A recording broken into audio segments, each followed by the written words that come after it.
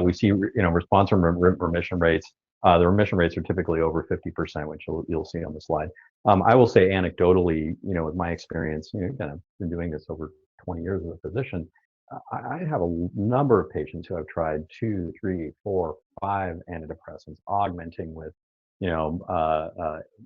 for second generation antipsychotics, just all sorts of different combinations, and still find that some people just aren't getting that breakthrough. Their PHQ-9 score is staying high. I've seen coming in here has been actually pretty impressive. I've seen patients with, straight 3s down their PHQ-9, and after treatment, they're really none. People who've been chronically suicidal every day, right? They habitually are thinking about suicidality. That's been their life for years, and now they're not having any suicidal thoughts.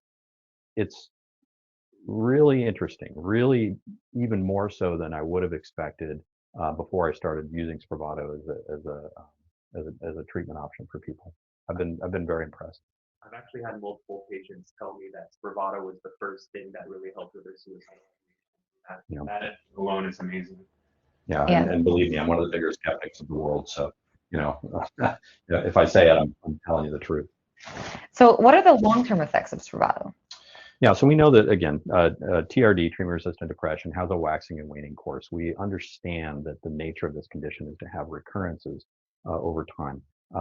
Without treatment, up to 80%. What we see is that when people are on maintenance SPRAVATO, the recurrence rate of their major depressive episode is going down.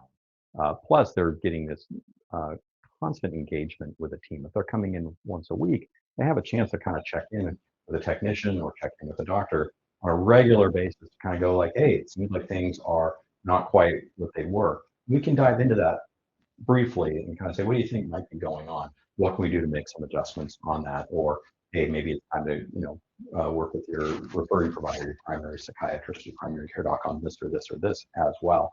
So we use these opportunities to have meaningful conversations about improving their health overall. And I think that when you can get to that recurrent episode early and start to deal with it, start to address it, the risk of that really becoming a full-blown major depressive episode goes down. So there's a lot that kind of goes into it beyond just the pharmacology of the medication itself, but how it's administered, how the team works to deliver that and interact with the patient to care for them.